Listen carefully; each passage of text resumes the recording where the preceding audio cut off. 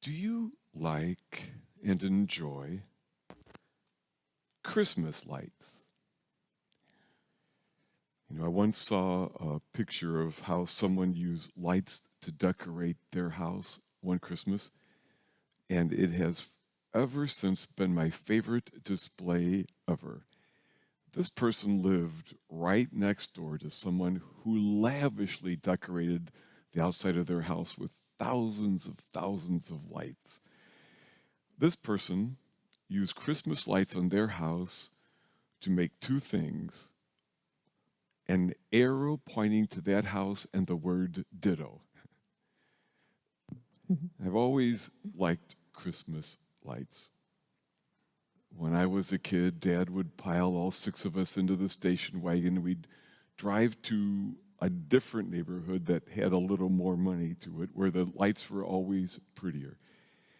And once one of my younger brothers asked, "Why do we have Christmas lights?" And one of my other younger brothers said, "It's to help Santa Claus find houses at Christmas." And suddenly I was a little nervous that we didn't have more lights on our house. But my dad said, "No, the Christmas lights remind us of Jesus, who is our light."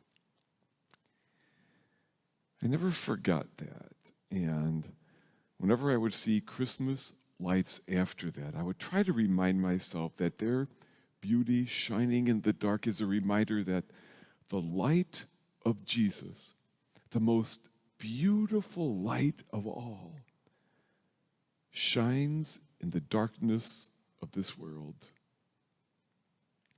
Today's scriptures reveal people to us wise enough to seek the light in the darkness.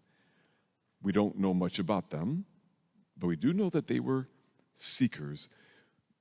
The Magi felt the prompting of God and set out in hope to follow a star through the darkness, following the star that would lead them to all light. And in that, they become for us a reminder of what we must do in our lives. In the midst of darkness, we too must seek the light. Now, there's plenty of darkness, isn't there? It visits us all. The year 2020 was a year with particular darkness, globally, nationally, in our own homes, in our own hearts. And you will never hear me act like we should deny the pain and loss of life. It's so unhealthy to say things like, "Don't cry," or "cheer up." We've got to grieve our losses and acknowledge the darkness. At the same time, however, we must never stop seeking the light. Because if we're not careful, with or without realizing it, we can become too comfortable with darkness, even cling to it. Sometimes, for example, when someone disappoints us, we forget all the good they've ever done and decide that this moment defines who they are. Sometimes we even do that with ourselves. How often we remember that mistake we made, that failure, that embarrassment from years ago, as if that defines us. Or, and we might not see this in ourselves, we can become cynical and crabby, and by our words, throw more darkness into this world, not kindness or light. Or perhaps we might even despair and find ourselves only seeing that which is disappointing or discouraging or ugly. And we could even decide that it's not worth it to try to seek the light. There is another way. This way is open to each of us. Like the Magi, we can be among those smart enough to seek the light that the darkness cannot extinguish, And if we look rightly, we will see that it is all around us. One of the things that has helped me keep my head glued on in the midst of the darkness of this year is that I have again and again seen light in so many people who simply did what was needed for love. You've seen it too, haven't you? You know, healthcare workers and first responders working ridiculous hours, putting themselves at risk for us all. Teachers doing double shifts to help families at such a stressful time. People who sing to the shut-ins or do errands for their neighbors who need help.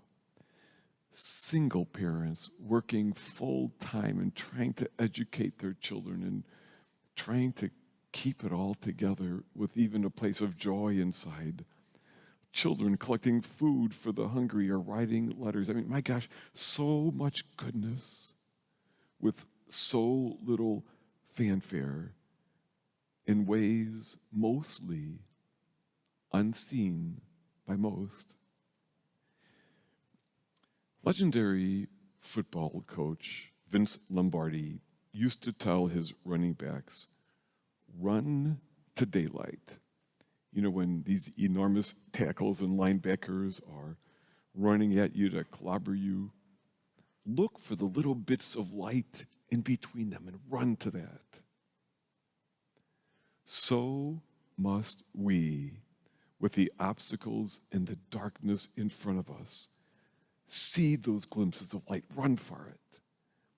We must be seekers of the light. There are many ways to do that. Here's just 3 of the many. 1, practice gratitude, which is another way of naming the blessings, the light. You know, grab a notebook or this app, which I find wonderful personally, the Day One journal app, and jot down 3 things, perhaps a day for a while, for which you are grateful. You know, 1, that bowl of cereal tasted good this morning. 2, today I feel healthy. 3, that priest finally stopped talking. Whatever. Then name 3 more things the next day. 1 option. 2, remember and savor the light. You know, I hope everyone has had a moment where you felt safe or loved. Perhaps in the arms of your mom or dad holding you, or someone who loved you well, someone who was kind to you, someone you know or someone maybe you never even met. Remember that goodness. Savor that glimmer of light.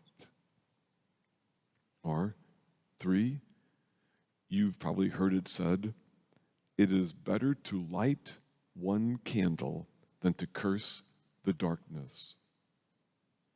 So, any act of kindness, like even a kind word of thanks to that clerk, which is, of course, the right way to treat people, it doesn't just bring more light into this world, which it does, it also deepens the light in ourselves as we do so. My friends, as we sit this day at the dawn of a new year, we face the decision, will we be people like the Magi, willing to follow the star, people who run for the daylight, or not? You know, our Christmas lights in church here, they're beautiful. And you'll notice that they don't spell out the word ditto. No, because we are each a unique manifestation of the light in this world. And perhaps going forward, whenever we see Christmas lights, we can let them remind us that for those who seek it, there is always light.